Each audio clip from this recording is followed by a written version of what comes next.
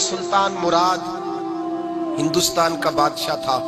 इकबाल ने लिखा है, इकबाल कहते उसने एक मिस्त्री को बुलाया मस्जिद बनाने के लिए, कहा इस तरह की बनाना मेरा दिल खुश हो जाए। मामार ने मिस्त्री ने मस्जिद बनाई, बादशाह सलामत को पसंद ना आई तो बादशाह सलामत ने उस मिस्त्री का हाथ गुस्से से काट डाला। पूछ कोई नहीं ना सकता। वो सीधा काजी की अदालत में कटा हुआ हाथ लेके गया और काजी के दरवाजे पे जाके कहने लगा, मैं पूछ सकता हूँ आप किसका कलमा पढ़ते हैं? पूछ सकता हूँ?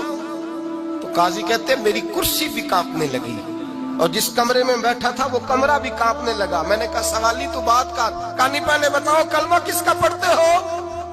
तो काजी कहता है मेरी आंखें बरस पड़ी। मैंने कहा मैं उसके कलमा पढ़ता हूँ जो दुनिया में भी मेरा वारिस है, कयामत में भी वही मेरा वाली बनेगा। जो दुनिया और आखिरत में मेरा वाली है, मैं मुस्तफा का कलमा पढ़ता हूँ। तो कहने लगे हाँ, इसलिए तुझसे ये बात कहलवाई है कि कहीं तू बादशाह का तो कलमा नहीं पढ़ता माज़अल्लाह। तू काजी अदालत में बैठा है कुर्सी पे, उसका कलमा तो नहीं पढ़ता? कहा नहीं मैं मुस्तफा का। फिर देख मेरा हाथ कट गया है, अब तू बता कि तू बादशाह समझ के माफ करेगा या रसूलुल्लाह का दीन समझ के नाफज करेगा? डॉक्टर इकबाल कहते हैं वो काजी ने हुक्म जारी किया कि फौरन बादशाह को बुलाया जाए। हिंदुस्तान का फरमा रवा पैगाम गया तो कांपता हुआ आया। काजी ने सामने खड़ा किया, एक तरफ बादशाह और एक तरफ वो मामूली मामार मिस्त्री काम करने वाला। तो काजी गरजदार आवाज में कहने लगे, बादशाह तू बता, इसका खून सुर्ख है तो तेरा सुर्ख नहीं? इसके बाजू पे गोश्त है तो तेरे बाजू पे नहीं? इसे दर्द होता है तो तुझे नहीं होता? ये तूने क्या हरकत की? बादशाह की गर्दन झुक गई। काजी कहने लगे पकड़ो इसको, बाहर ले जाओ और इसका बाजू काट दो, इसका बाजू काट दो। डॉक्टर इकबाल कहते हैं जहां कांप रहा था सारा कुछ, वहां खुशी के शादियाने बजने लगे। काजी कहने लगा इसका बाजू काटो और इसको बताओ अमीर गरीब का फर्क उतनी देर होता है जितनी देर बंदा मुसलमान नहीं होता, और जब कोई रसूलुल्लाह का गुलाम हो जाता है फिर सारे बराबर हो जाया करते हैं। बंदाओ साहिबो मोहताजो गनी एक हुए, तेरी सरकार में पहुंचे तो सभी एक हुए, तेरी सरकार में पहुंचे तो सभी एक हुए। और अपनी मिल्लत पर कयास अक़वाम मगरिब से न कर, खास है तरकीब में कौमे रसूले हाशमी, ले जाओ काटो इसका बाजू। इकबाल कहते हैं जब बाहर ले जाया गया बादशाह को तो बादशाह ने गर्दन झुकाई। वो मिस्त्री कहने लगा तूने गर्दन क्यों झुका दी है, अब क्या हुआ? तो बादशाह सुल्तान मुराद आंख खोल के कहने लगा भूल गया था, गलती हो गई थी, बादशाही के तकब्बुर में आया था। वो जो तेरा हाथ काटा है वो तकब्बुर से कट गया है, और ये जो गर्दन मैंने झुका दी है ये मैंने अपने नबी के दीन की हद के नीचे झुका दी है, हुजूर के कानून के नीचे झुका दी है। यहाँ सजा लूंगा वहां शर्मिंदा नहीं होना चाहता।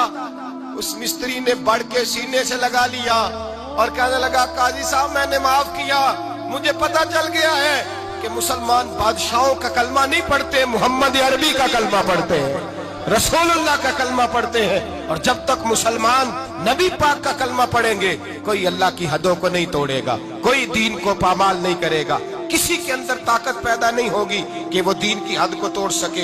हजरत जनाब सैयदना महमूद गजनवी रहमतुल्लाह ताला अलैह बैठे हैं अपने दरबार में।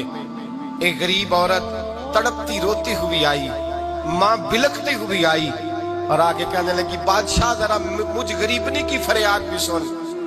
बादशाह ने कहा जल्दी से बुलाओ, कहीं इसकी चीखें कोई जलजला बर्पा न कर दे। करीब आए, क्या बात है? कहने लगी कोई शाही खानदान का नौजवान है, मैं बेवा औरत हूँ, हिंदू मजहब से ताल्लुक रखती हूँ, मेरी 4 बेटियां हैं, कोई बादशाह कोई शाही खानदान का नौजवान है, सिपाहियों समेत आता है, शराब के मटके लाता है, मेरे घर में घुसता है, मेरे पास और तो कोई शय नहीं, एक इज्जत ही है। जब वो जवान बेटी की तरफ देखता है तो मैं सोचती हूँ अब दुनिया में बचा क्या है। बादशाह मैं बड़ी मुश्किल से तुझ तक पहुंची हूँ, मैं अगरचे हिंदू हूँ पर मेरी फरियाद रसी कौन करेगा? सुल्तान महमूद गजनवी कहने लगे तू जा, और मैंने अपने सारे सिपा सालारों को, सिपाहियों को हुक्म दे दिया है, आइंदा जब तू आएगी तो तुझे रात के वक्त भी मेरा दरबार खुला मिलेगा। जैसे ही वो तेरे घर आए फौरन पहुंच जाना, आके इत्तला देना।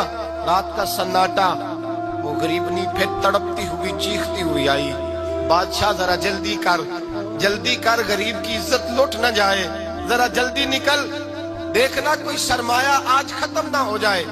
बादशाह खुद उठे, तलवार पकड़ी, घर में गए, दिया जल रहा था, दिया बुझाया।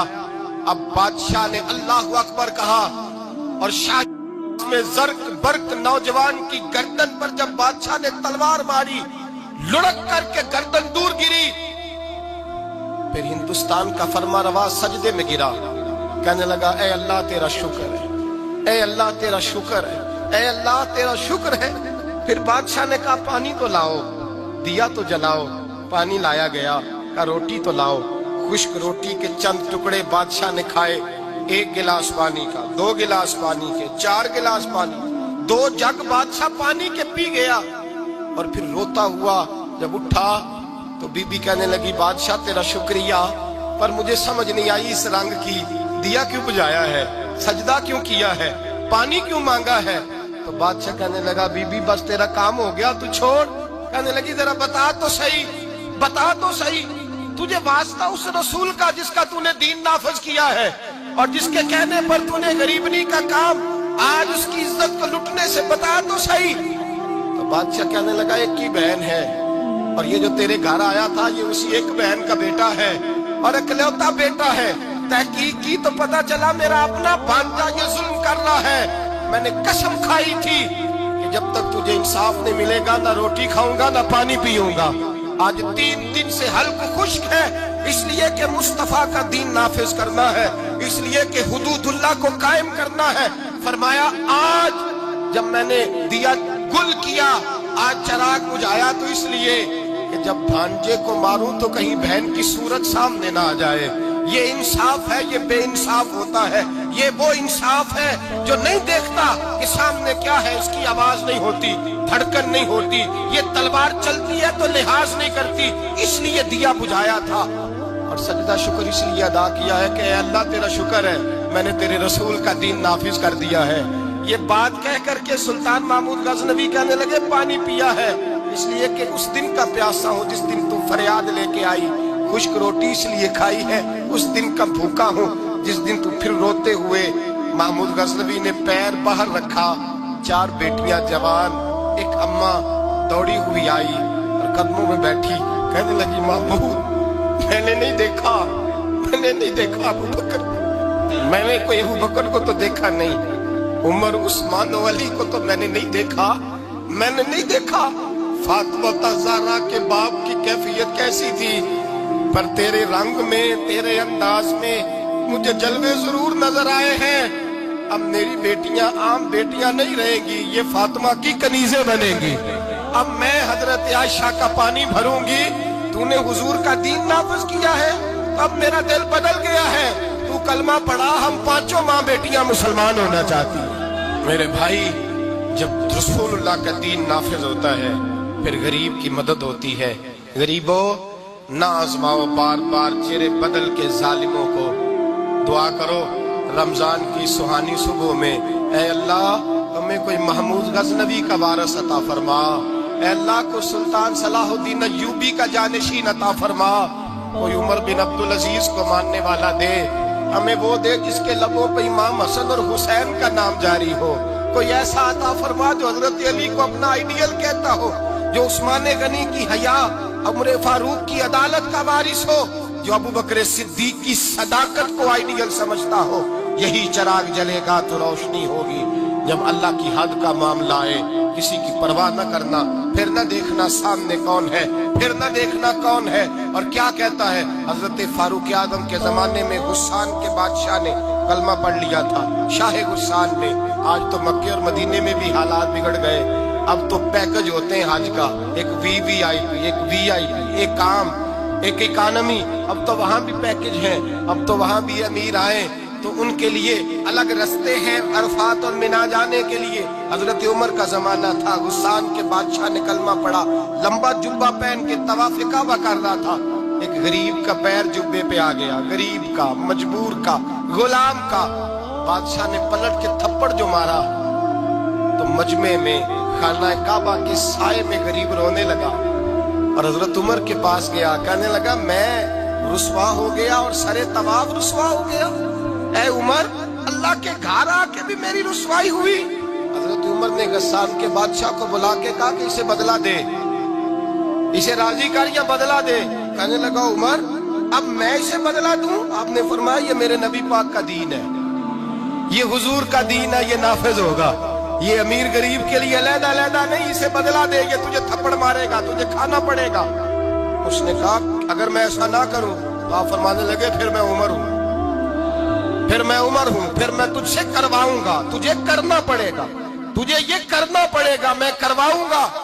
حضرت سیدنا عمر فاروق نے کہا ایک رات کا وقت ہے تیرے پاس، یا اسے راضی کر لے یا سویرے اسی طرح طواف ہوگا، اسی طرح مجمع ہوگا، اور طواف کی اس جگہ جہاں تو نے تھپڑ مارا تھا یہ تجھے تھپڑ مارے گا، اور سارا زمانہ دیکھے گا کہ رسول اللہ کا دین کیسے نافذ ہوتا ہے۔ تجھے تھپڑ کھانا پڑے گا، مار کھانی پڑے گی۔ اللہ اکبر۔ جب سیدنا فاروق اعظم نے اسے یہ کہا، ایک رات سوچنے کا وقت لیا، اس نے راتوں رات سامان اٹھا کر کے واپس بھاگ گیا، عیسائی ہو گیا۔ ایک آدمی نے کہا عمر اتنا بڑا بادشاہ تھا، اس کے پیچھے کتنے لوگ مسلمان ہوتے، مال خزانہ میں کتنا نفع آتا، یہ ہوتا وہ ہوتا۔ حضرت عمر کہنے لگے چپ کر جاؤ، نہ مال چاہیے، نہ زیادہ تعداد چاہیے، نہ بادشاہ چاہیے، ہمیں تو اپنے مصطفیٰ کا دین چاہیے، ہمیں تو رسول اللہ کا دین چاہیے، اس سے زیادہ ہمیں کسی چیز کی حاجت نہیں۔ بھائی یہی چراغ جلے گا تو روشنی ہوگی۔ رسول اللہ کے دین کی حد کے معاملے میں کسی کی پرواہ نہ کریں۔ جب آپ کو واضح قرآن کی آیت مل جائے، جب حدیث مبارکہ واضح مل جائے، پھر اپنی رائے پہ پھر اس پر اپنی رائے کو نہ ڈالیں، تھوپے نہ، پھر یہ نہ دے کہ میں نے گھر بچانا ہے، میں نے فلاں چیز بچانی ہے۔ بس اللہ تبارک و تعالیٰ کی حد کا جہاں معاملہ ہے، میں نے شروع میں کہا تھا ہر رشتہ توڑ دو، ہر تعلق توڑ دو، اپنا آپ بھی ٹوٹتا ہے تو توڑ دو، لیکن دیکھنا کہیں رب رسول کی حد نہ ٹوٹنے پائے۔ یہ حد کبھی نہیں ٹوٹنی چاہیے۔ دین اسلام کی جو حدود اللہ اور اس کے رسول نے متعین فرمائی ہیں ان کو کبھی نہیں ٹوٹنا چاہیے۔ دعا ہے خالق کی بارگاہ میں اللہ تعالی ہمیں اپنے محبوب کے دین کی حفاظت کی توفیق عطا فرمائے۔ آخر دعوانا ان الحمدللہ۔